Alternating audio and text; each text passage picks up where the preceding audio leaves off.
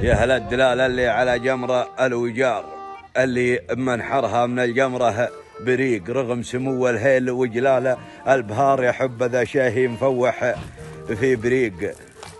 اللبتن اللي ماله اسم مستعار، اسمه بلندن كان اسمه في بقيق، مفوحين خلو المحار حار الين ياتي له زفير بلا شهيق. مفحفحه وحده قلنا عمار، المنكر انه يفيح لين انه يريق.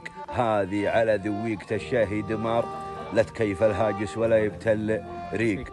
مرني فنجالها الاول ودار الثاني، ولقيت وجهي للعريق.